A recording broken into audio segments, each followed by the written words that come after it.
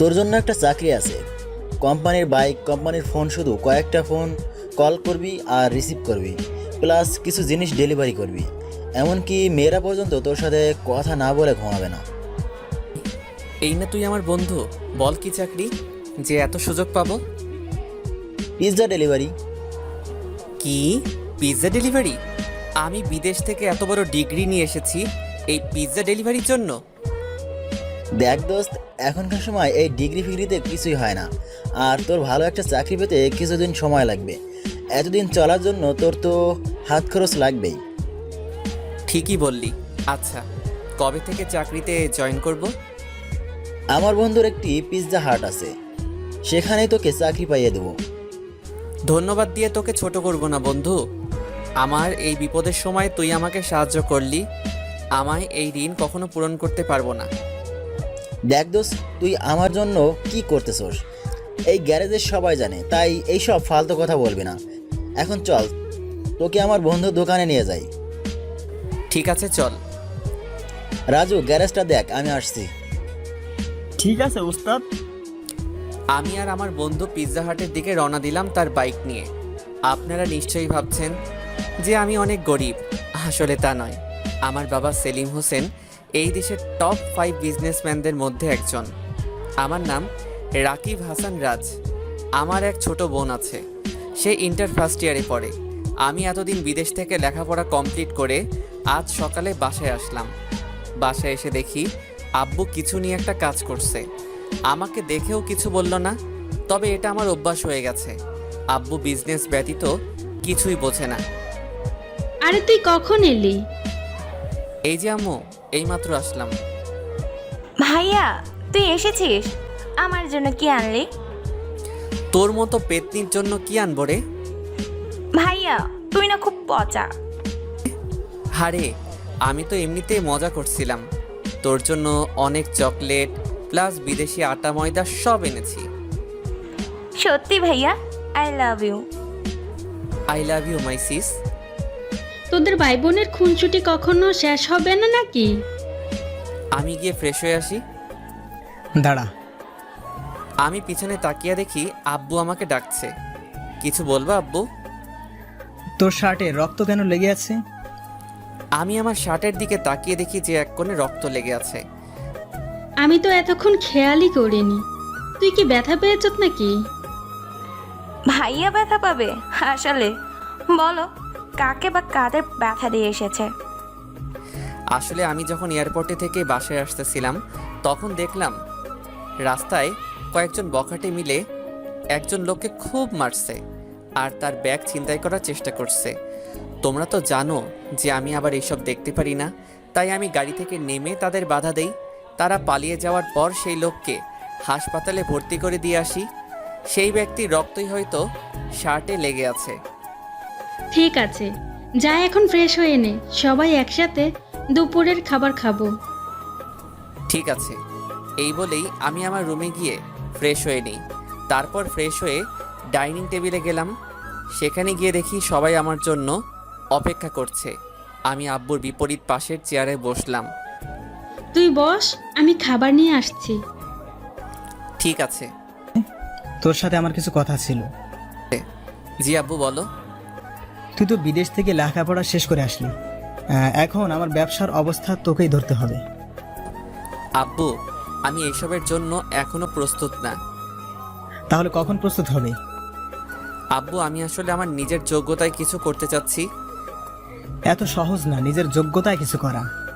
আমার বাবা এই ব্যবসা গড়ে তুলেছিল, আমি সেটা তিলে তিলে গড়ে আজ এই পজিশনে এসেছি। আমি জানি আব্বু, কিন্তু আমি আগে নিজের যোগ্যতায় কিছু করতে চাচ্ছি। আমার পড়ালেখাকে কোনো কাজে ইনভেস্ট করতে ইচ্ছুক। ভালো, কিন্তু তুমি কি জানো নিজের যোগ্যতায় কিছু করতে হলে একেবারে শূন্য পজিশন থেকে শুরু করতে হবে? জানি। তাহলে তুই এখানে কেন?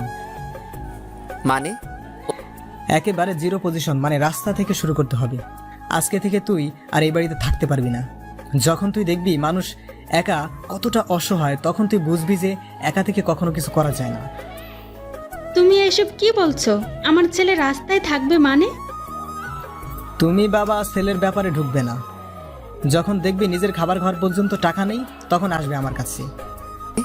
ওকে আব্বু, আই চ্যালেঞ্জ ইউ। একদিন আমিও বড় কিছু হয়ে দেখাবো। এই বলে আমি নিজের রুমে গেলাম। সেখানে গিয়ে আমি আমার ব্যাগটা কাঁধে নিয়ে বেরিয়ে পড়লাম অজানা উদ্দেশ্যের দিকে। আম্মু আর আমার ছোট বোন আমাকে আটকানোর চেষ্টা করলেও কিছুই করতে পারিনি, কারণ তারা আব্বুকে ভয় পায়। আসলে আব্বুর রাগ উঠলে আব্বু কি করে বা বলে তা আব্বু নিজেও জানে না, কিন্তু পরে তা নিয়ে আফসোস করে। আমি আমার একমাত্র বন্ধু রাহুলের গ্যারেজে আসলাম। সেই আমার প্রকৃত বন্ধু। আমি বিদেশ যাওয়ার আগে আব্বুর কাছ থেকে টাকা নিয়ে রাহুলকে দেই ওর গ্যারেজ চালু করার জন্য। সে এসব মেকানিক কাজে এক্সপার্ট, কিন্তু গরিব বলে কিছুই করতে পারিনি, তাই আমি সাহায্য করেছিলাম। আমি রাহুলের গ্যারেজে গেলাম। কিরে দোস্ত, কি অবস্থা তোর? আমি ভালো আছি, কিন্তু তুই কবে দেশে এলি? এই তো আজকে। ভেবেছিলাম সবাইকে সারপ্রাইজ দিব, কিন্তু আমি নিজেই সারপ্রাইজ হয়ে গেলাম। কি হয়েছে তুই সব বল আমাকে। আমি তারপর রাহুলকে খুলে বললাম, দেখ দোস্ত, তোর যতদিন ইচ্ছা ততদিন আমার কাছে থাক। তোর দয়ায় এই গ্যারেজে অনেক জায়গা, আমরা সবাই এক পরিবারের মতো থাকি। এই জায়গায় গ্যারেজ, রুম, রান্নাঘর সব আছে। ভাই আমাকে একটা কাজ দে, যেরকম কাজ আছে তাই দে, যেখানে অনেক টাকা। আমিও আব্বুকে দেখাতে চাই যে আমি কিছু করতে পারি। তোর কাজ লাগবে মানে? তুই বরং আমাদের কাজ করে দে। দোস্ত এত কথা বলিস না, আমি যা বলছি তা কর। দাঁড়া, আমি একটা ফোন করে আসি। রাহুল ফোন করে আসলো। একটা কাজ আছে তোর জন্য, যেটা তোর কমফোর্টেবল হবে মনে হয়। কি কাজ? তারপর তো সবই শুনলেন। আমি আজকে জয়েন করলাম, কিন্তু মনে হচ্ছে না এই কাজ আমার জন্য সুবিধার হবে। প্রথম দিন কাজ করলাম রাত 12টা পর্যন্ত। পরের দিন সকালে, কি রে, আজকে চাকরিতে গেলি না? দোস্ত আমি এই চাকরি করতে পারবো না। কেন? দেখ, কালকে একদিন চাকরি করে আমি বুঝে গেছি এই চাকরি আমার জন্য নয়। কারণ কালকে রাত 12টা পর্যন্ত আমি ডিউটি করি। সারাদিন কল রিসিভ করতে করতে আমার প্রথমে হাত ব্যথা শুরু হয়। তারপর আমি গুলশানের হাই সোসাইটি এলাকায় পিৎজা ডেলিভারি করতে যাই। সেখানে আমি তো প্রথমে বিল্ডিং খুঁজতে আমার 1 ঘন্টা লাগে। 20 মিনিটে আর কি ডেলিভারি দিব। তারপর বিল্ডিং খুঁজে পাওয়ার পর শুনি লিফট খারাপ, কিন্তু ডেলিভারি দিতে যেতে হবে টপ ফ্লোরে, মানে 15 তলা। দোস্ত আমি শেষ, আমি আর এই চাকরি করব না। তুই কিছু একটা কর। তুই যদি মেকানিক্যাল কাজ পারতি তাহলে আমার গ্যারেজেই কাজ করতি। আচ্ছা, তোর জন্য আরেকটা চাকরি আছে। কি চাকরি? তুই এবার কারো কাছে যাবি না, বরং সবাই তোর কাছে আসবে। এমনকি সব বড় লোকেরা এসে তোর সামনে দাঁড়াবে। তুই অনুমতি না দিলে কেউ ভেতরে যেতে পারবে না। কি চাকরি বল তাড়াতাড়ি। শপিং মলে সিকিউরিটি গার্ড। শেষমেশ এটাই করতে হলো। ঠিক আছে, আমি করব। তাহলে আমার সাথে চল। আমি রাহুলের সাথে গিয়ে নতুন চাকরিতে জয়েন করলাম। আসলে রাহুলের এই কয়েক বছরে অনেক চেনা জানা মানুষ হয়ে গেছে। পরের দিন চাকরিতে জয়েন করলাম। সারাদিন চাকরি করে পরের দিন সকালে আমি শুয়ে আছি, আর রাজু আমার পিঠ মালিশ করছে। কি রে, আজকে গেলি না চাকরিতে? আমি দাঁড়িয়ে রাহুলের দিকে গাড়ির ম্যাটেরিয়াল ছুড়লাম। রাহুল তাড়াতাড়ি সরে গেল। তুই কি পাগল হলি নাকি? আমি তোর কোন কালে শত্রু রে দোস্ত? তুই কেন আমাকে এসব ফালতু জব খুঁজে দিস? কেন, আবার কি হলো? আরে গতকাল সারাদিন সবাইকে চেক করতে করতে আমার পিঠ আর কোমর শেষ। সবাইকে নিচু হয়ে হয়ে চেক করতে করতে আমার অবস্থা করুন। তাহলে তুই বল, তুই কি রকম কাজ করতে ইচ্ছুক? তোকে কিছু করতে হবে না, আমি আমার চাকরি নিজেই খুঁজে নিব। তাহলে তুই খোঁজ, আমি গেলাম। রাহুল কাজে চলে গেল। রাজু বলতো, এই শহরে কোনো চাকরি বা ব্যবসায় অনেক টাকা আয় করা যায়? স্যার এই আমাকে স্যার বলার দরকার নেই, আমাকে ভাই বলে ডাকবি। আচ্ছা ভাই, এই শহরে যদি আপনি বড়লোক হতে চান তাহলে আপনাকে ট্যাক্সি চালক হতে হবে। ট্যাক্সি চালক? Going to the near of a taxi. Taxi চালক? হ্যাঁ ভাই, এই শহরে সব থেকে বেশি ইনকাম করে ট্যাক্সি চালকেরা।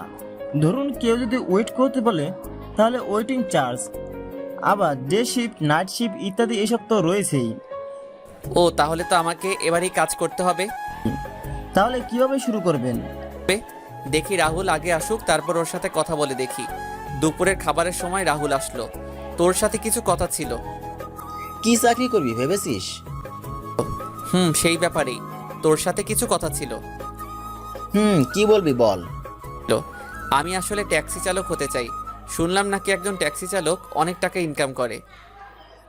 তুই ঠিকই শুনেছিস, কিন্তু একজন ট্যাক্সি চালক যেমন অনেক টাকা আয় করে, তেমনি অনেক টাকা ব্যয়ও করতে হয়।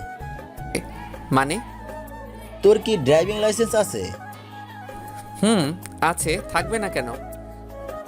তুই কি ট্যাক্সি ভাড়া চালাবি নাকি নিজের ট্যাক্সি চালাবি? কোনটাই বেশি টাকা আয় করা যাবে? তুই যদি ভাড়ায় ট্যাক্সি চালাতে ইচ্ছুক তাহলে বেশি টাকা আয় হবে না, কারণ বেশিরভাগ টাকা ভাড়া দিতেই চলে যাবে। আর তুই যদি নিজের ট্যাক্সি চালাতে ইচ্ছুক তাহলে তোকে নিজের ট্যাক্সি কিনতে হবে এবং সেখানেই তোকে টাকা ব্যয় করতে হবে। আর কোনো খরচ নেই, শুধু তেল খরচটা তোকে দিতে হবে। আর তুই যদি ইন্স্যুরেন্স করে রাখিস তাহলে ট্যাক্সির অ্যাক্সিডেন্ট হলেও তুইও টাকা পাবি। তাহলে নিজের ট্যাক্সি চালানোটাই বেশি উপকার মনে হয়।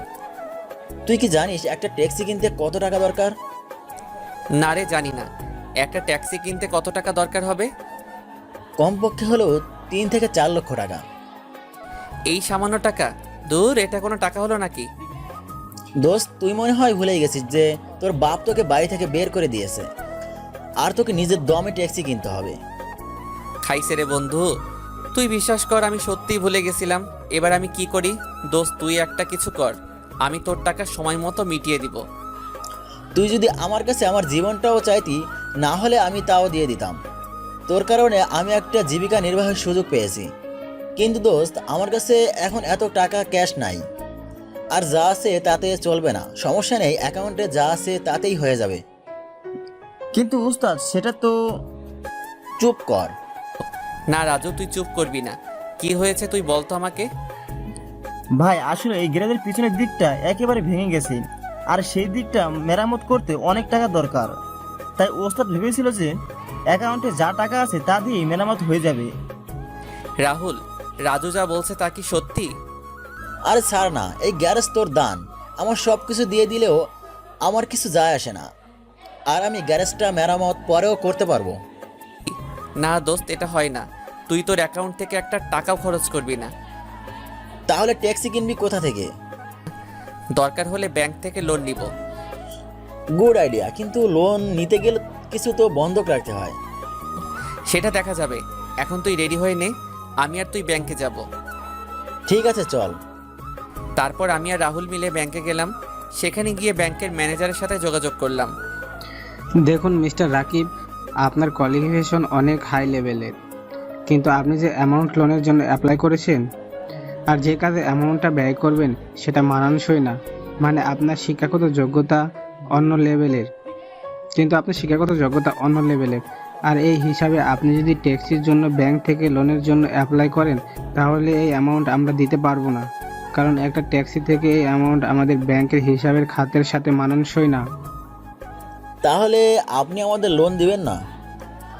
দেখুন, আপনারা যদি কোনো কিছু বন্ধক রাখতে চান আর সেটা যদি আপনাদের লোনের অ্যামাউন্টের সাথে সমান হয় তাহলে আপনার লোন পাস হবে, আর না হলে ইউ মে গো নাও। কিন্তু আমার কাছে তো এমন কিছুই নেই যা বন্ধক রেখে এত বড় অ্যামাউন্টের লোন নিব।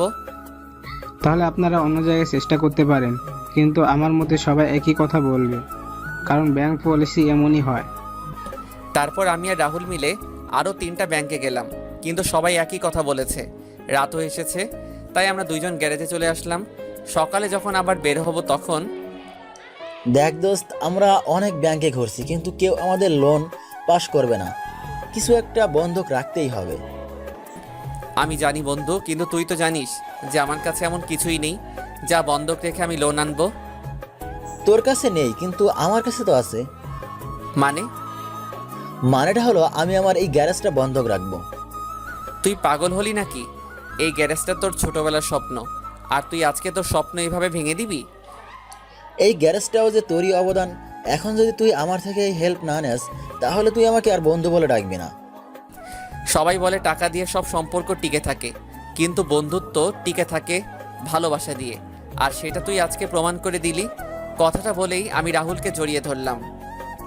হয়েছে, এখন আমাকে স্যার ব্যাংকেও যেতে হবে। চল। আমাকে ফ্রেন্ড রিকোয়েস্টের সাথে মেসেজও দিতে হবে, না হলে রিকোয়েস্ট অ্যাকসেপ্ট হবে না। ফাও রিকোয়েস্ট দিয়ে লাভ নাই। তারপর আমি আর রাহুল মিলে অন্য একটা ব্যাংকে গেলাম। সেখানে গিয়ে ব্যাংকের ম্যানেজারের কেবিনে গেলাম। ম্যানেজার অন্যদিকে ঘুরে ফাইল দেখেছিল, তাই আমি তার মুখও দেখতে পাইনি।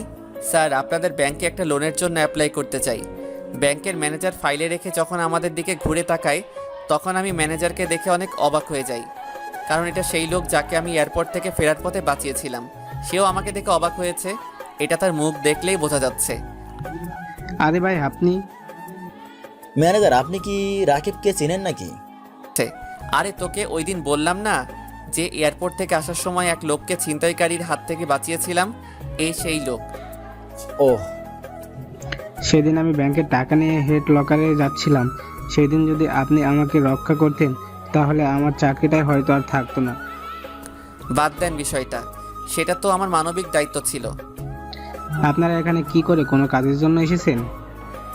হ্যাঁ, আসলে আমার একটা ট্যাক্সি কেনার জন্য 3 লক্ষ টাকা লোনের দরকার, কিন্তু সব ব্যাংক আমাদের না বলে দিয়েছে, কারণ আমাদের কাছে তেমন কোনো জিনিস নেই যা আমরা বন্ধক দিয়ে লোন উঠাতে পারি। এটা কোনো ব্যাপার না, আমি আপনার লোন পাস করিয়ে দেব। কিন্তু কোনো গ্যারান্টি ছাড়াই আমাকে লোন দিয়ে দিবেন? যে ব্যক্তি একজন অচেনা মানুষের জীবন বাঁচাতে নিজের জীবন রিস্ক রেখে সে আর যাই করুক না কেন, কোনো ঠকবাজ হবে না। আপনি শুধু এই ফর্ম আর কিছু কাগজের সাইন করে দিন, তাহলে আগামীকালের মধ্যে আপনার লোন পাস হয়ে যাবে। কি বলে যে আপনাকে ধন্যবাদ দিব আমি জানি না। আপনি আমার যত উপকার করেছেন তার বিচারে আমার উপকার একেবারেই ছোট। আপনি শুধু লোন সময় মতো পরিশোধ করে দিবেন। সেটা নিয়ে টেনশন করবেন না, আমি সময় মতো সব লোন পরিশোধ করে দিব। তারপর আমি আর রাহুল ব্যাংক থেকে গ্যারেজে ফিরে আসলাম। দেখলি তো, ভালো মানুষের সাথে সবসময় ভালোই হয়। তুই একেবারে ঠিক কথা বললি। আবার এই দিক থেকে তোর গ্যারেজটা বেঁচে গেল। তাও ঠিক। পরের দিন সকালে আমি আর রাহুল ব্যাংক থেকে টাকাটা নিয়ে শোরুমে চলে গেলাম। তারপর রাহুল গাড়ির কোয়ালিটি চেক করে একটা উন্নত মানের কম দামি ট্যাক্সি প্রায় 3 লক্ষ টাকার মতো কিনে দিল।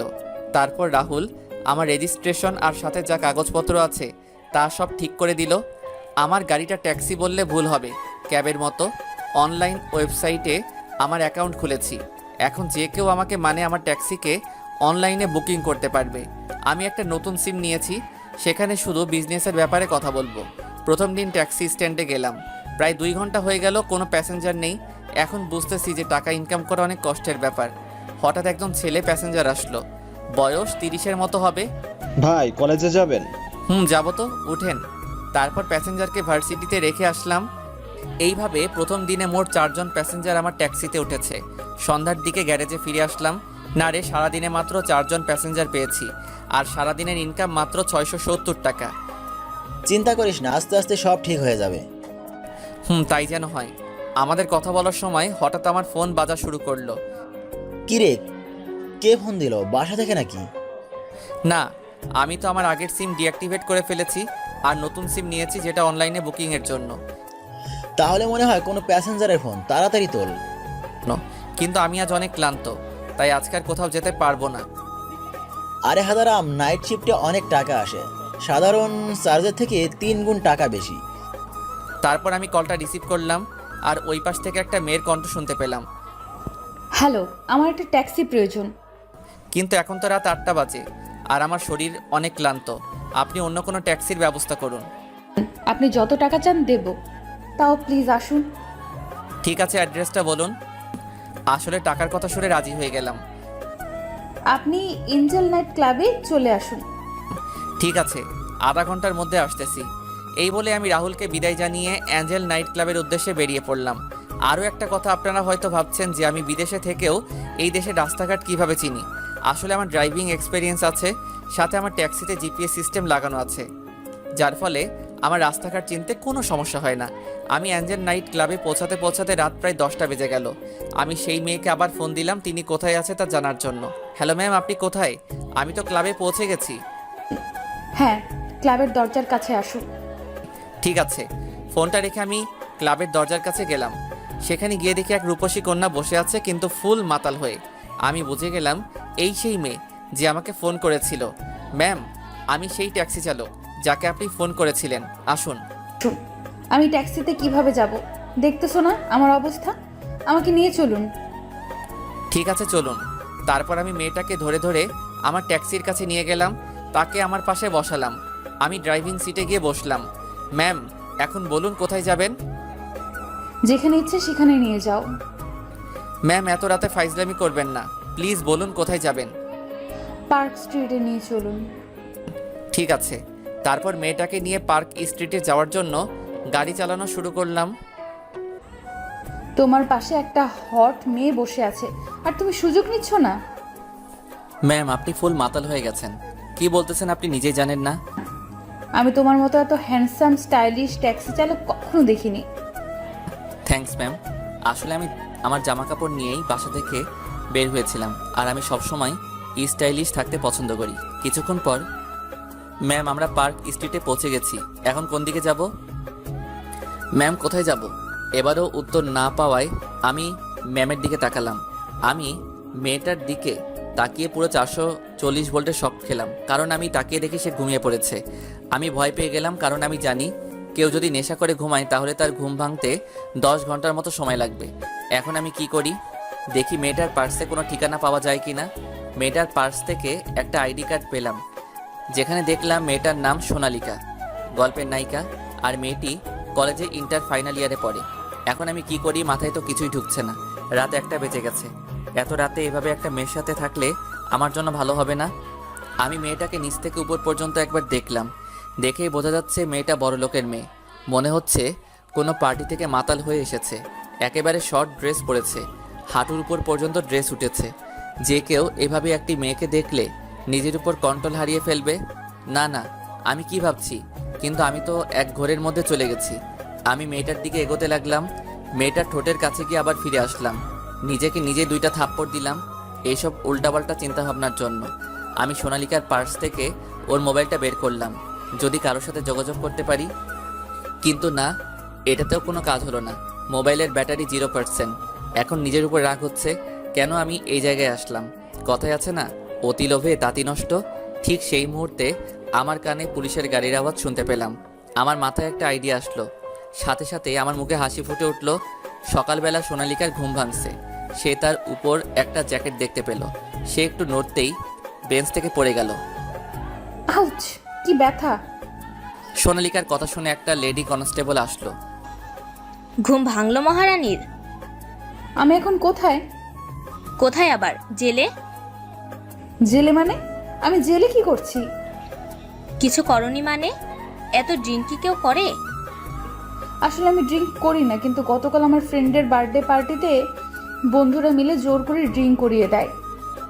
ভাগ্য ভালো ছিল যে তোমার ট্যাক্সি চালক সৎ আর নিষ্ঠাবান ছিল, তাই সে তোমাকে আমাদের কাছে রেখে যায় আর তার জ্যাকেট তোমার উপরে দিয়ে যায়। এরকম ড্রেস কি কেউ পরে?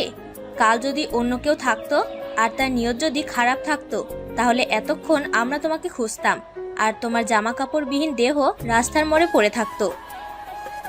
আসলে আমি এইসব ড্রেস পরি না, কিন্তু বার্থডে পার্টিতে সব বন্ধুরা জোর করায় এই ড্রেস পরেছি। ঠিক আছে, এই নাও তোমার মোবাইল আর পার্স। ধন্যবাদ। ধন্যবাদ তো তোমার সেই ট্যাক্সি চালককে দেওয়া উচিত, যে তোমাকে এখানে নিয়ে এসেছে। আমি তাকে কোথায় পাবো? তা আমি কি করে জানবো? ও, তারপর সোনালিকা তার মোবাইল আর পার্স আর আমার জ্যাকেট সাথে নিয়ে থানা থেকে বের হয়ে গেল। তারপর সেখান থেকে একটা ট্যাক্সি করে তার বাসায় চলে গেল। বাসায় যেতেই, সারা রাত কোথায় ছিলি? আমি কত টেনশনে ছিলাম জানিস? ও ড্যাড, এত হাইপার হওয়ার কিছুই নাই। গতকাল রাতে বন্ধুদের সাথে ক্লাবেই ছিলাম। মিথ্যা বলার জায়গা পাস না। আমি তোর সব বন্ধুকে ফোন করেছিলাম, কিন্তু তারা সবাই বলল তুই রাত 11টার দিকে ক্লাব থেকে বের হয়ে গিয়েছিস। Dad, sorry for telling lie. আচ্ছা, গতকাল হয়েছিলটা কি? তারপর সোনালিকা তার আব্বুকে গতকালের সব ঘটনা খুলে বলল। আমার এত আদরের মেয়ে সারা রাত জেলে কাটিয়েছে। Dad, why are you angering? গতকাল তো আমার ভাগ্য ভালো ছিল বলেই এত সৎ একজন ড্রাইভার পেয়েছি যে আমাকে নিরাপদে থানায় রেখে এসেছে। তাও ঠিক, গতকাল যদি আমার গাড়িটা নিয়ে যেতি তাহলে এই সমস্যা আর হতো না। Dad, I am sorry. ঠিক আছে, এখন গিয়ে ফ্রেশ হয়ে নাও। Okay dad. সোনালিকার ব্যাপারে তো আপনাদের কিছু বলাই হয়নি। সে হলো এই দেশের অন্যতম বিজনেসম্যান রফিক সাহেবের মেয়ে। তার মা ছোটবেলায় মারা গিয়েছিল, আমার বাবার থেকে রফিক সাহেবেরা অনেক নিম্ন স্তরের বড়লোক। সোনালিকার বাবার ভালোবাসায় আর টাকায় মোটামুটি অহংকার হলেও মনটা ভালো। তার যখন রাগ উঠে যায় তখন সে অহংকারী আর বদ মেজাজি হয়ে যায়। সোনালিকা তার রুমে গিয়ে ফ্রেশ হয়ে নিল আর আমার জ্যাকেটটা সুন্দর করে দেখতে লাগলো আর ভাবতে লাগলো যে করি হোক আমাকে খুঁজে বের করবে আর ধন্যবাদ দিবে। আমার যতটুকু মনে আছে ট্যাক্সি চালক খুব স্টাইলিশ এবং হ্যান্ডসাম ছিল। তাকে খুঁজে তার জ্যাকেটটা ফিরিয়ে দিতে হবে, সাথে ধন্যবাদ দিতে হবে, তার ভাড়াটাও দিতে হবে। কিন্তু সে আমার যত বড় হেল্প করেছে তার সামনে আমার সব সম্পত্তি দিলেও তার হিসাব মিটবে না। এইদিকে আমি আমার ট্যাক্সিতে করে প্যাসেঞ্জারদের তাদের গন্তব্যে পৌঁছে দিচ্ছি। আমি আজকে সন্ধ্যার মধ্যেই গ্যারেজে ফিরে গেলাম। কি রে, আজকে এত তাড়াতাড়ি ফিরে এলি যে? আজকে ভালো লাগছে না তাই তাড়াতাড়ি চলে আসলাম। ভাইয়ের শরীর কি খারাপ নাকি? না রে, এমনি চলে আসলাম। আসলে গতকাল দেরি করে এসেছিলাম তাই আজকে তাড়াতাড়ি চলে আসলাম। হ্যাঁ, এই কথাটাই তোকে জিজ্ঞেস করব বলে আর করা হয়নি। তুই কাল রাত 2টার দিকে কোথা থেকে এলি, আবার খালি হাতে? তারপর আমি রাহুলকে গতকালকের ব্যাপারে সব খুলে বললাম। তোর লাভই তো হলো না, বরং আরো ক্ষতি হয়ে গেল। তোর এত দামি আর শখের জ্যাকেটটা একটা অচেনা মেয়েকে দিয়ে দিলি। তাহলে কি করতাম? যে শর্ট ড্রেস পরেছিল তাতে তাকে পুলিশ স্টেশনে রেখে আসতেও আমার কেমন যেন অস্বস্তি লাগছিল। তার উপর যে ঠান্ডা পড়েছে তাই তার উপরে আমার জ্যাকেটটা দিয়ে এসেছিলাম। তারপর কি কোনো খোঁজ খবর নিয়েছিলি? থানায় গিয়েছিলাম কিন্তু মেয়েটা ছিল না। তাহলে মেয়েরা তোমাকে ধন্যবাদ না দিয়ে চলে গেল? কত বড় অকৃতজ্ঞ মেয়ে ভেবে দেখো। না রে রাজু, মেয়েটা আমার ব্যাপারে খোঁজ নিয়েছিল কিন্তু কোনো খোঁজ পাইনি। ঠিক আছে, এখন গিয়ে ফ্রেশ হয়ে শুয়ে পড়, রাতে ডিনারের সময় ডাকবো তোকে। ঠিক আছে। তারপর আমি ফ্রেশ হয়ে শুয়ে পড়লাম। রাতে রাজু এসে ডেকে যায় ডিনারের জন্য। আমি ডিনার করে ঘুমিয়ে পড়ি। পরের দিন আমি আবার সময় মতো ট্যাক্সি স্ট্যান্ডে চলে যাই। অন্যদিকে ভার্সিটিতে বুঝলি রে হিয়া, আমি যতক্ষণ পর্যন্ত এই ট্যাক্সি চালককে ধন্যবাদ না জানাই ততক্ষণ পর্যন্ত আমি ঠিক থাকতে পারবো না। তুই যে কেন বুড়ো ট্যাক্সি চালকের খেয়ালে ভাবছিস বুঝি না আমি। এই, তুই বুড়ো কেন বললি? তাহলে কি বলবো? ট্যাক্সি চালকেরা কি কখনো হ্যান্ডসাম হয় নাকি? কেন হয় না? আমি যার কথা বলতেছি সে অনেক হ্যান্ডসাম ছিল। মানছি আমি নেশায় ছিলাম, তবু আমার যতটুকু মনে আছে তাতে আমি বলতে পারি ছেলেটা ইয়ং, হ্যান্ডসাম এবং স্টাইলিশ ছিল। আর ওর জ্যাকেটটা দেখে আমি বুঝেছি ছেলেটা হয়তো বড় লোক হবে, কারণ জ্যাকেটটা অনেক দামি ব্র্যান্ডের ছিল। ঠিক আছে, তোর কথা মানলাম। এক মিনিটেই তুই তো আমাকে বলছিলি যে তুই সেই ট্যাক্সি চালককে ফোন কল করে ট্যাক্সিটা বুক করেছিলি। তাহলে তুই সেই নাম্বারে ফোন দে। এই আইডিয়া আমার মাথায় আগে কেন আসলো না? তুই সত্যিই রে একটা জিনিয়াস। তারপর সোনালিকা আমাকে ফোন দিল। আমি ড্রাইভিংয়ে ছিলাম তাই গাড়িটা সাইডে পার্কিং করে কলটা রিসিভ করলাম। হ্যালো, কে বলছেন? হ্যাঁ, আমি সোনালিকা বলছি। কে সোনালিকা? বলার পর আমার মনে পড়লো সেই মেয়েটার কথা। আমি হলাম সেই মেয়ে যাকে আপনি আমাকে মাতাল অবস্থায় লেডি কনস্টেবলের কাছে সেফলি রেখে এসেছিলেন। ও হ্যাঁ, মনে পড়েছে।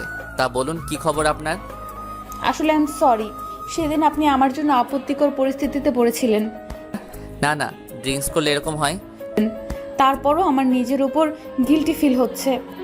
আমি আপনার সাথে দেখা করতে চাই। কেন? আমার সাথে দেখা কেন করবেন? আসলে আপনাকে ধন্যবাদ দেওয়ার ছিল, আর আপনার জ্যাকেটটাও আমার কাছে আছে। ঠিক আছে, কোথায় দেখা করবেন বলেন। আর আপনি বলেন কোথায় আসব? আপনি এই ট্যাক্সি স্ট্যান্ডে চলে আসুন এখন। ঠিক আছে, কিন্তু আমি আপনাকে চিনব কিভাবে? আমার তো আপনার চেহারা ঠিক মনে নেই।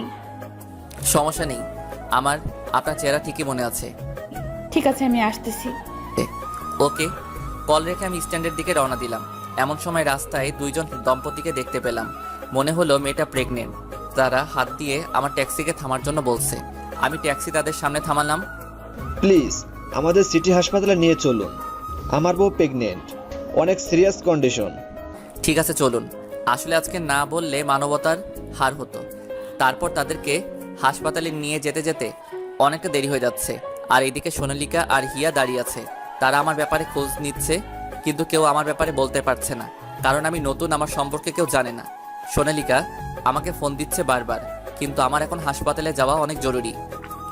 কি রে, আর আসবে না মনে হয়? তোর ট্যাক্সি চালক চলে যায়।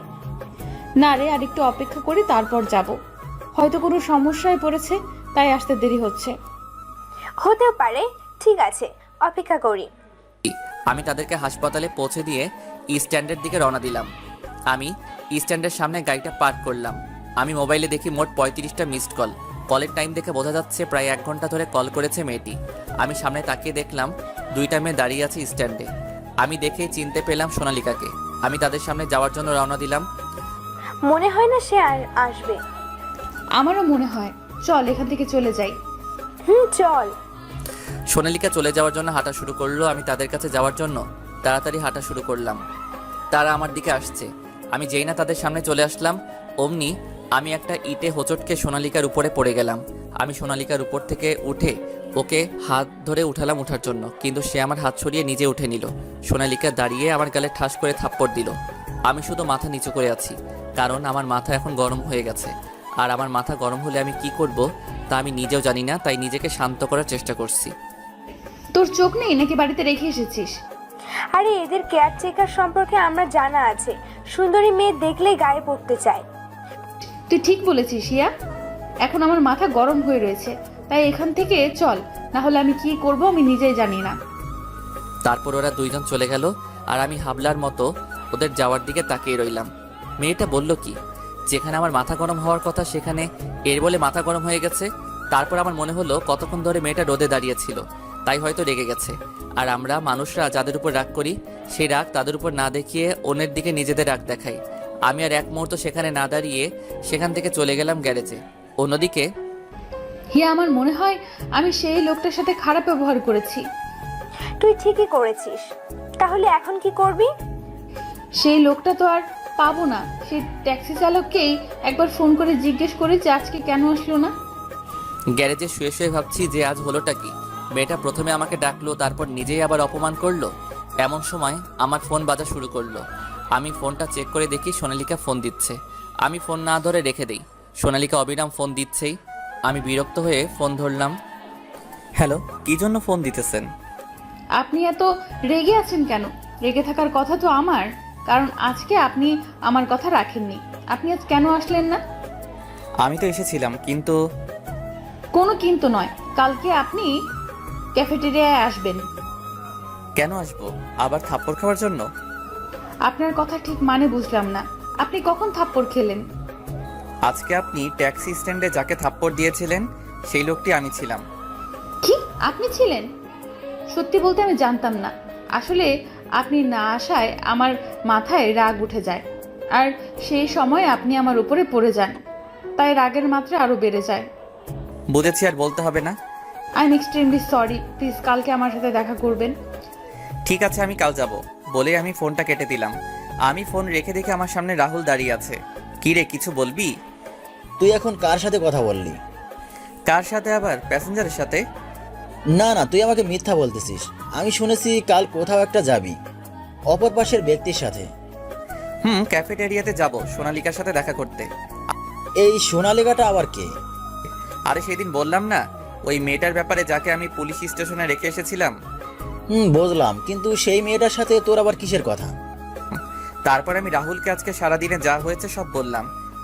এই মেয়েটা তোর পিছে কেন পড়েছে? জানি না রে। আমার মনে হয় তোর প্রেমে পড়ে গেছে। আরে সে তো এখনো আমার চেহারাও দেখেনি। তাহলে তুই প্রেম কর মেয়েটার সাথে। এ হয় না রে দোস্ত। কেন হয় না? মেয়েটা কি সুন্দর না? সুন্দর না মানে? একেবারে পরীর মতো সুন্দর। তাহলে তোর প্রবলেমটা কোথায়? আমার লক্ষ্য হলো এখন বড় লোক হওয়া, আর আব্বুকে প্রমাণ করে দেওয়া যে আমিও কিছু হতে পারি। তা তো আমি জানি ভাই, কিন্তু আর কতদিন সিঙ্গেল থাকবি?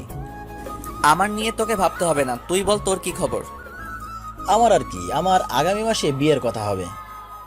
তোর বিয়ে হবে আর আমি জানি না? আরে আমি একটা রিলেশনে আছি, আর আব্বু আম্মুকে গ্রাম থেকে তাদের কাছে সামনের মাসে পাঠাবো আমার বিয়ের কথা বলতে। আর তুই তো আমার বিয়ের সব দায়িত্ব নিবি। তুই না থাকলে কি আমার বিয়ে হবে? এখন আমাকে পাম দিচ্ছিস, পরে তো বউ পেয়ে বন্ধুকে ভুলে যাবি।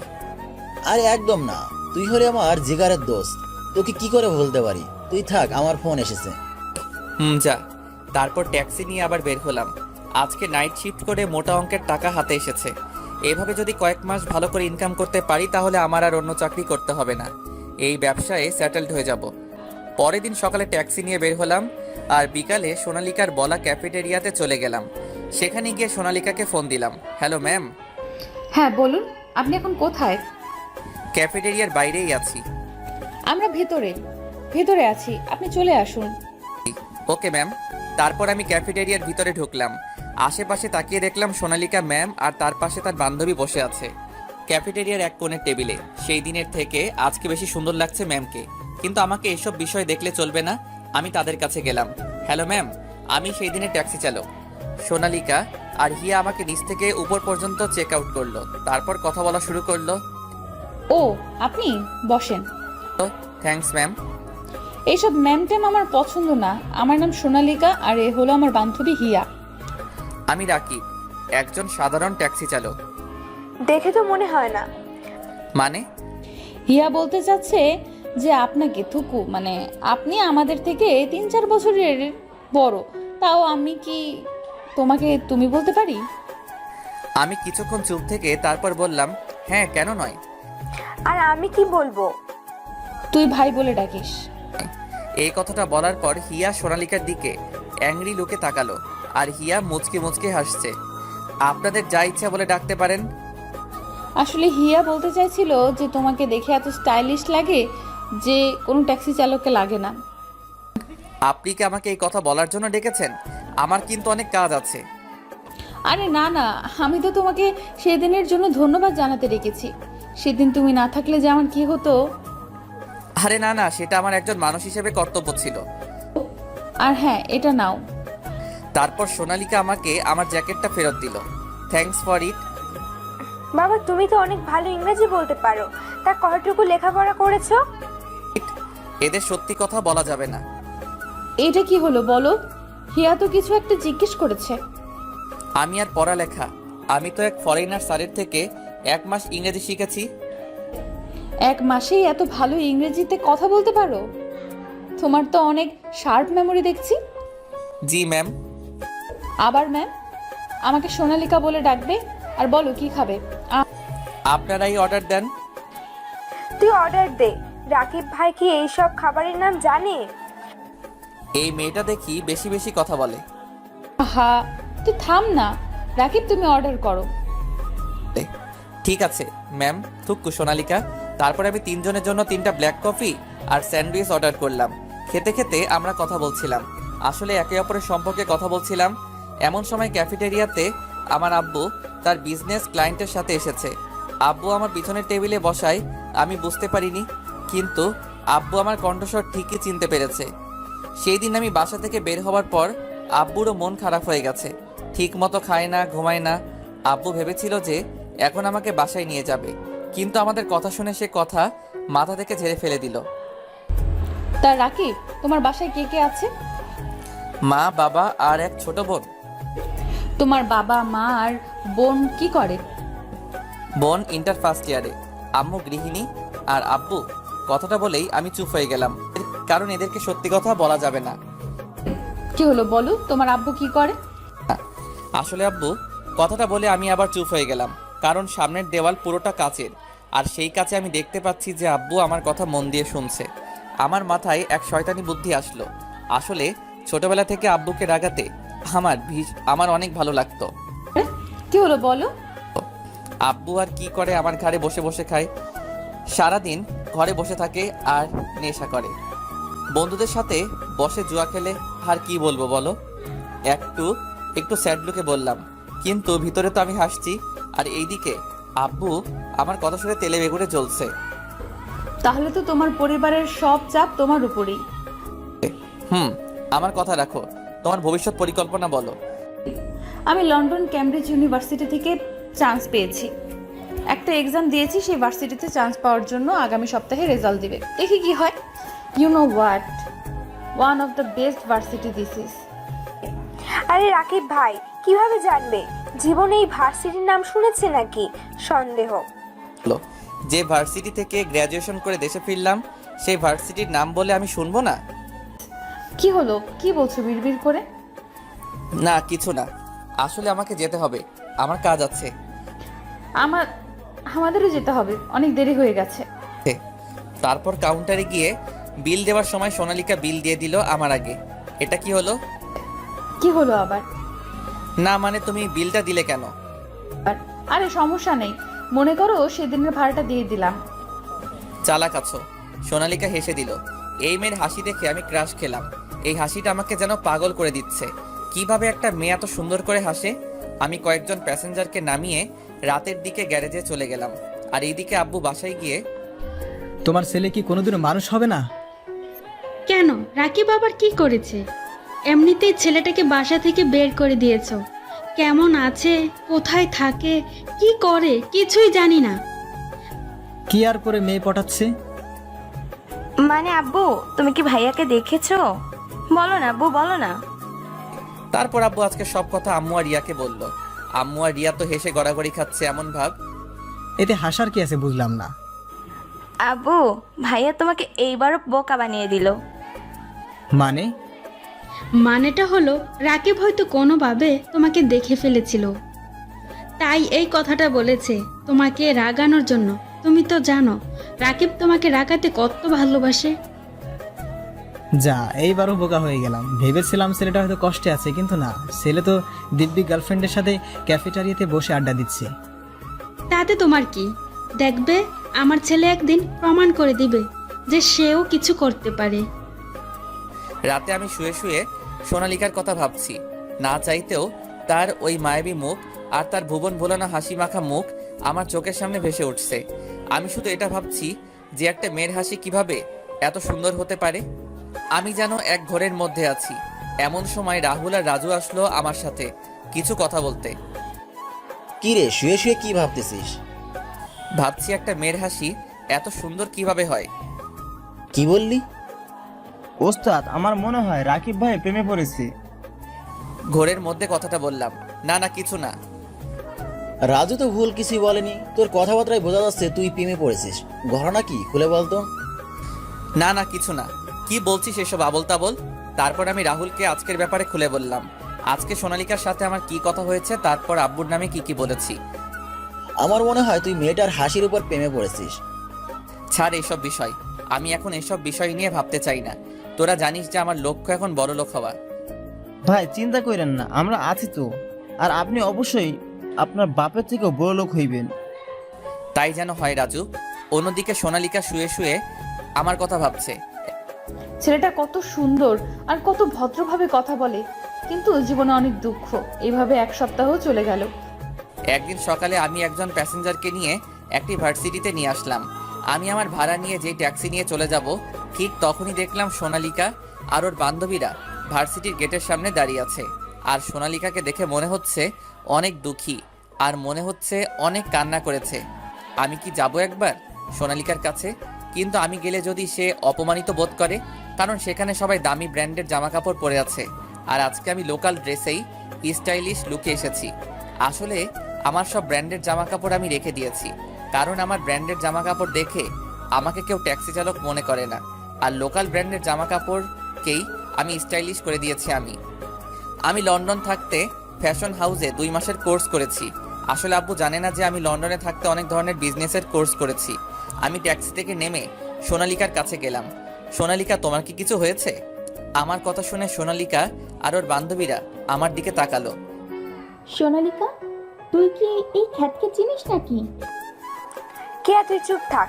রাকিব ভাই আসলে সেই দিন সোনালিকা বলেছিল না যে সে লন্ডনের ক্যামব্রিজ ইউনিভার্সিটিতে চান্স পাওয়ার জন্য এক্সাম দিয়েছে।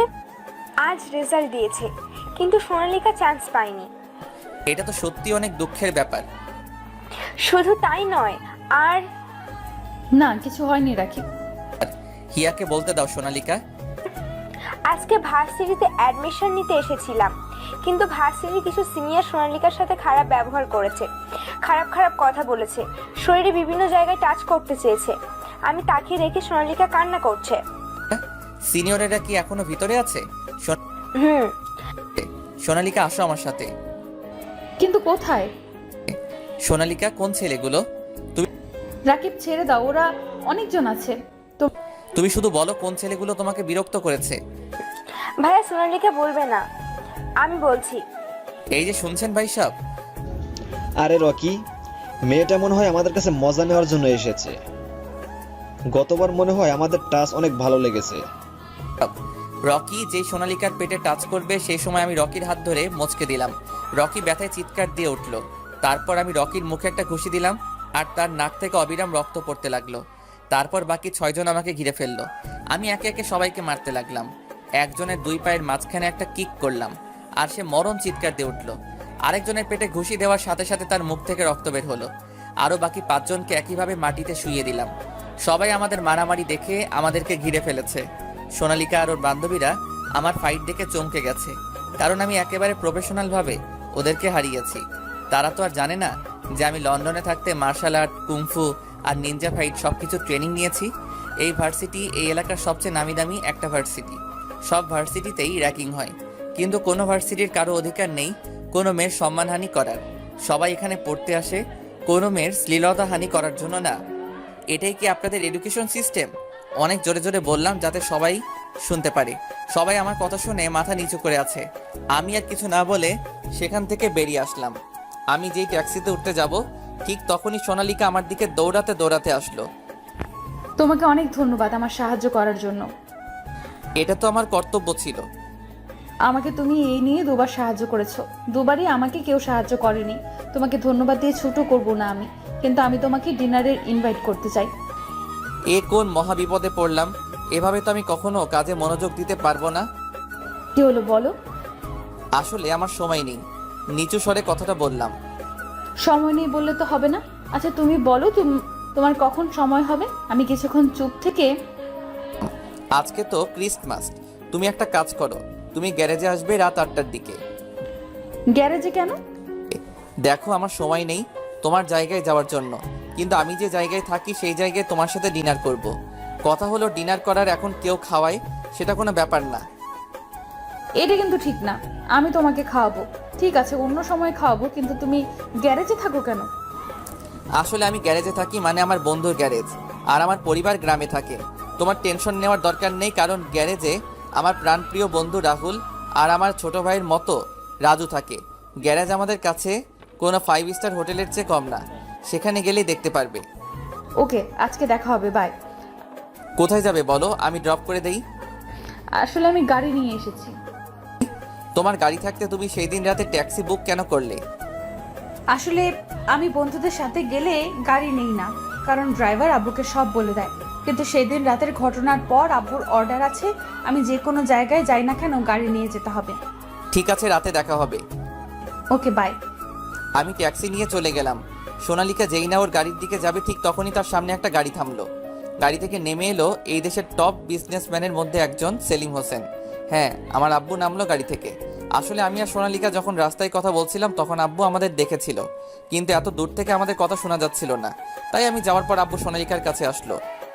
তুমি রফিকের মেয়ে না?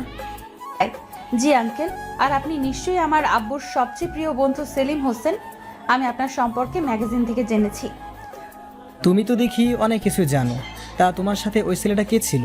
সোনালিকা এখন কি বলবে সে জানে না। আঙ্কেল, আব্বুকে প্লিজ কিছু জানাবেন না। আসলে সে একজন ট্যাক্সি চালক, তাই আব্বুকে আমার রিলেশনের ব্যাপারে কিছু বলিনি। কি ট্যাক্সি চালক? আঙ্কেল, আমি জানি আপনি হয়তো ভাবছেন যে আমার মতো বড় লোকের মেয়ে কিভাবে একজন ট্যাক্সি চালককে ভালোবাসে, কিন্তু আঙ্কেল ভালোবাসা তো আর টাকা দেখে হয় না, মন থেকে হয়। ঠিক আছে, যাও। তারপর সোনালিকা চলে গেল, আর আব্বু ভাবছে যে আমি একজন ট্যাক্সি চালক কিভাবে হলাম। এখন আব্বুর নিজেরই খারাপ লাগছে। আর অন্যদিকে সোনালিকা তার গাড়িতে বসে ভাবছে যে সে কি বলল একটু আগে। সে কোনো কিছু না ভেবে উল্টাপাল্টা বলল, তবে তার ভালোই লাগছে আমার ব্যাপারে এইসব বলে। সন্ধ্যার মধ্যে আমি, রাহুল আর রাজু মিলে গ্যারেজটাকে পরিষ্কার করে নিলাম, আর পুরো গ্যারেজটা বেলুন আর ফেস্টিভাল টুলস দিয়ে সাজিয়ে দিলাম। আর যাই হোক, একটা মেয়ে আসবে, নোংরা পরিবেশে তো আর ক্রিসমাস পালন করতে পারবে না।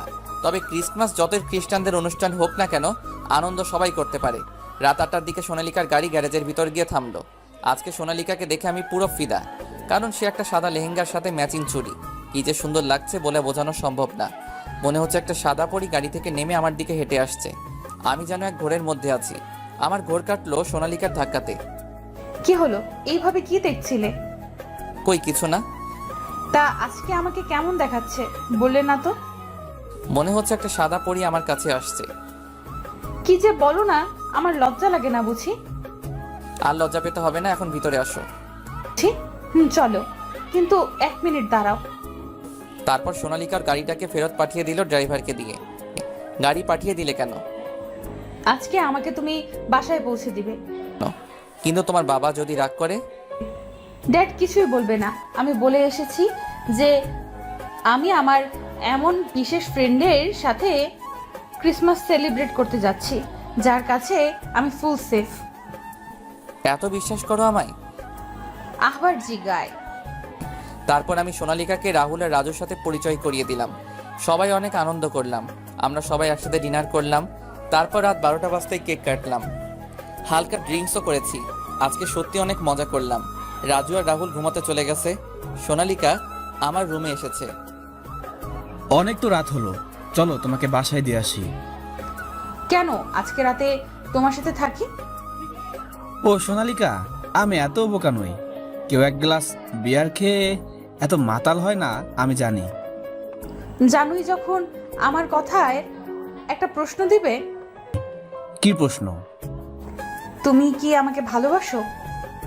এটা আবার কেমন প্রশ্ন? অনেক রাত হয়ে গেছে, চলো বাসায় দিয়ে আসি। আমি আমার প্রশ্নের উত্তর না পাওয়া পর্যন্ত কোথাও যাব না। এত জেদ তোমার? হুম। ঠিক আছে, তাহলে শোনো। I love you ever and ever. I love you so much. Will you be my dream girl for life long? Yes বলে সোনালিকা আমাকে জড়িয়ে ধরলো। হয়েছে, এবার ছাড়ো, বাসায় যেতে হবে। বলো। তারপর আমি সোনালিকাকে নিয়ে আমার ট্যাক্সি করে তার বাসা নিচে আসলাম। আমরা চলে এসেছি, নামো এবার। আজকে আমাদের রিলেশনের ফার্স্ট ক্রিসমাস, আর আমাকে তুমি মিষ্টি মুখ না করিয়ে বাসায় পাঠিয়ে দিচ্ছ। এত রাতে আমি মিষ্টি পাবো কোথায়? আগামীকাল খাওয়াবো।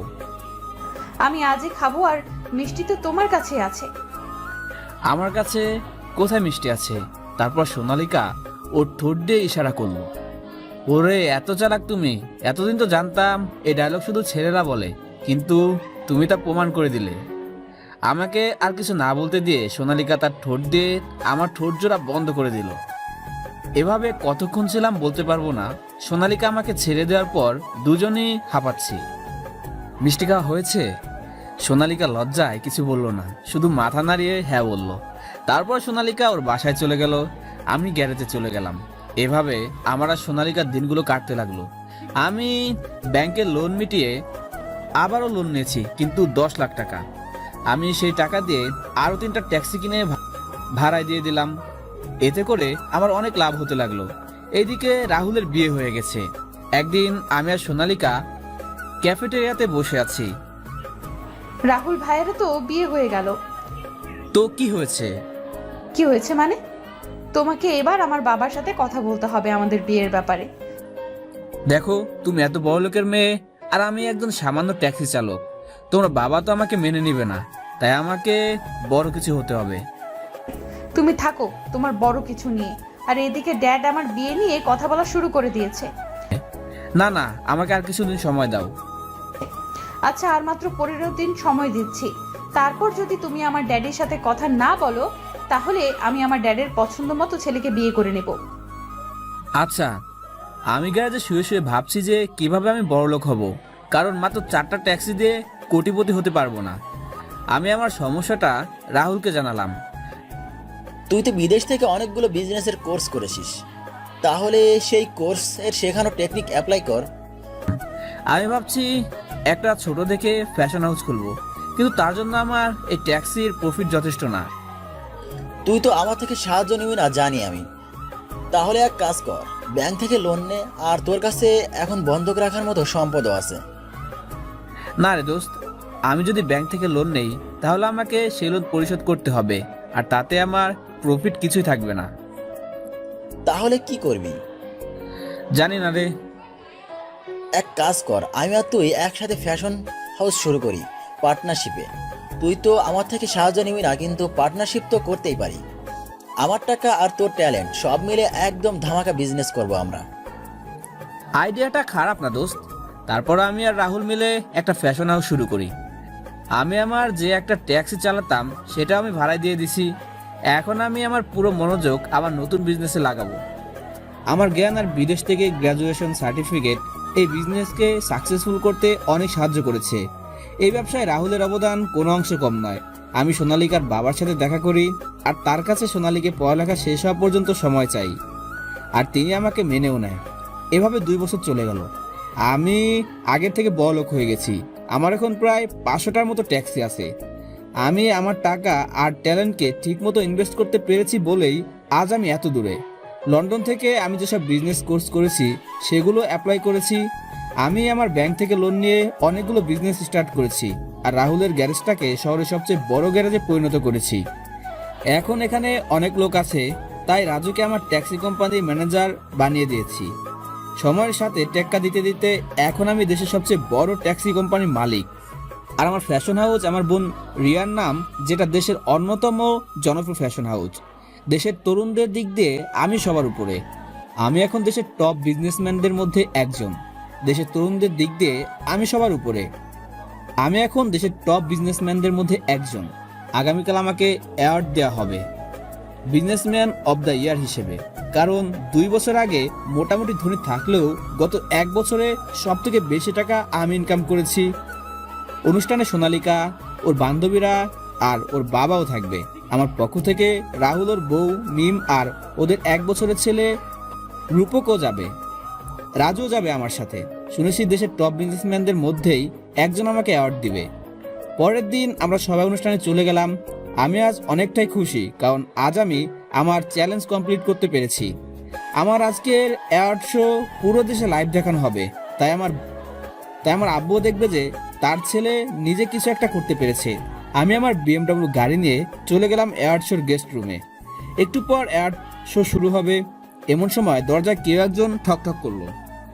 কামিন। তারপর সোনালিকা আসলো। আমার বাবুটা আজকে এত খুশি কেন? খুশি থাকবো না, আজকে আমি অনেক খুশি। তুমি লাইফে এত বড় একটা অ্যাওয়ার্ড পাবে। আজকেই তুমি আমার আব্বুর সাথে আমাদের বিয়ের কথা বলবে।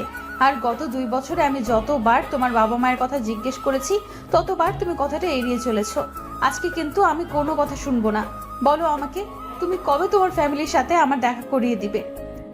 সম্ভবত আজকে অথবা আগামীকাল। আর তোমার বাবার সাথেও কথা বলবো, সমস্যা নাই। সত্যি? সোনালিকা আমাকে জোরে ধরলো। ঠিক আছে, এখন ছাড়ো, এখন অ্যাওয়ার্ড শো শুরু হবে। না, আমি আমার হবু বরকে জড়িয়ে ধরেছি, তাতে আমি কারো কথা শুনবো না। বোঝার চেষ্টা করো। ঠিক আছে, তাহলে মিষ্টি দাও। এখন আমি মিষ্টি কোথায় পাবো? তারপর সোনালিকা আবারও ঠোঁট দিয়ে ইশারা করলো। আমি বুঝে গেলাম সোনালিকা কি বোঝাতে চাচ্ছে। না না, একদম না। আমার বাবুটা তো দুষ্ট হয়েছে, আমি জানতাম না।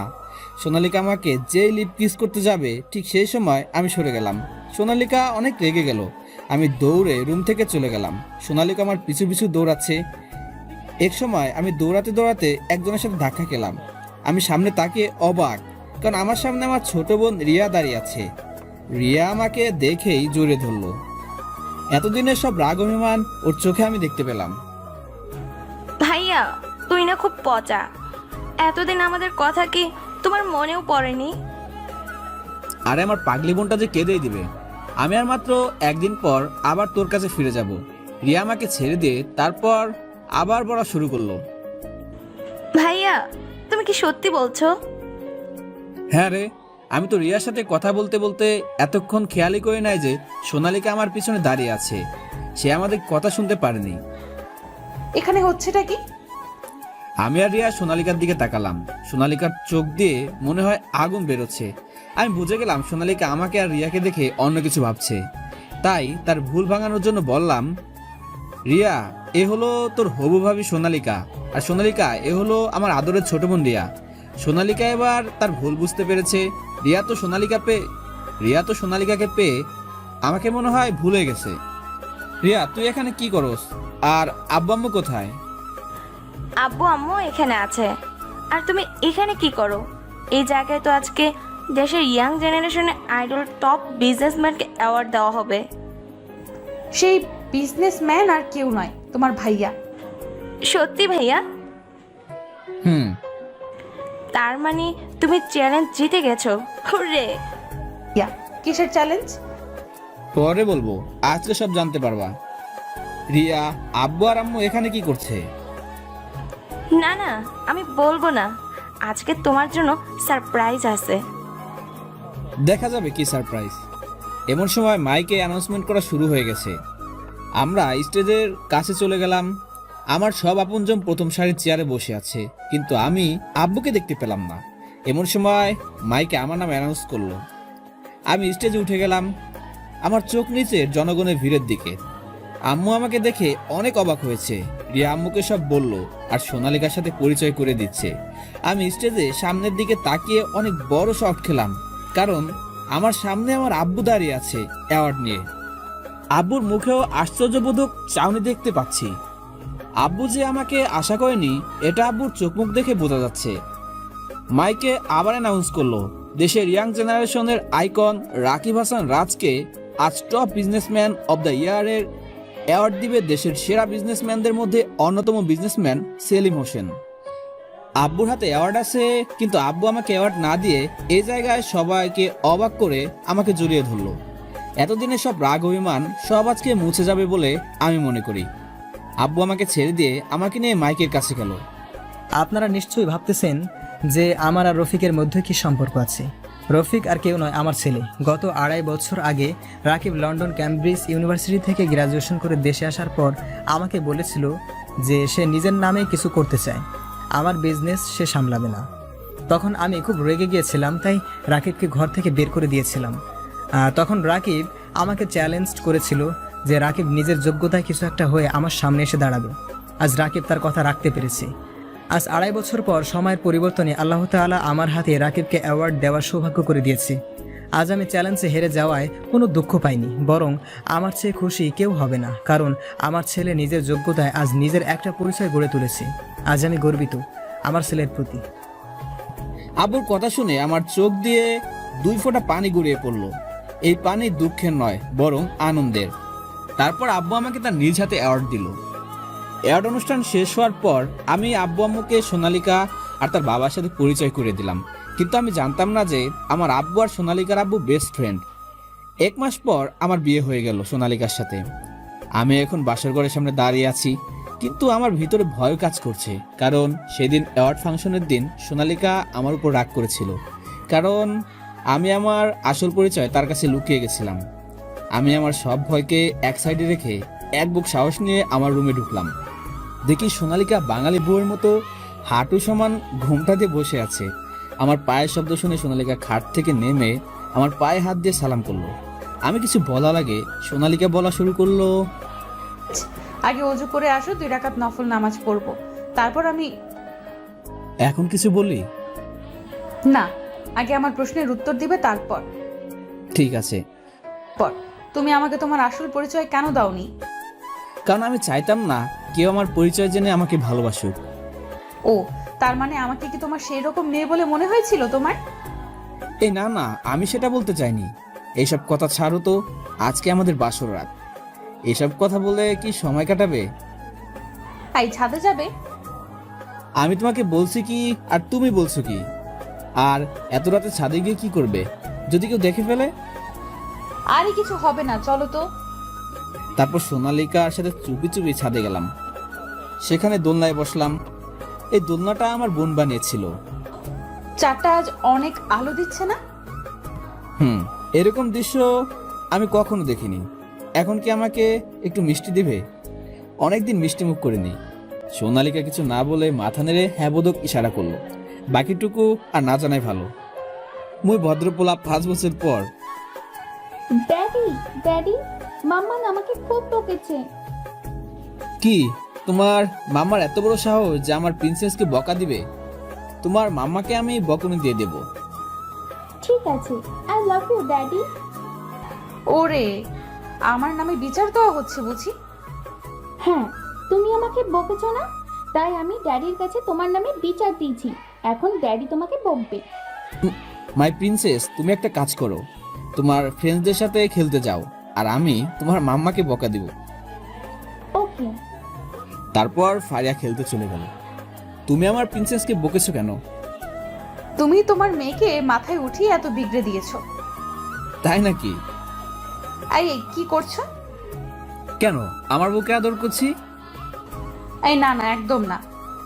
ফারিয়া বলছে তার একটা ফুটফুটে ভাই চাই, আর আমি এখন তাই করব। তাই বুঝি, কিন্তু এই প্রসেস করার আগে তোমার এই দর্শকদের বলে দাও এখান থেকে যেতে। কোনো শরম লজ্জা নাই, দেখেছো সিন দেখার জন্য বসে আছে। ঠিক বলেছো।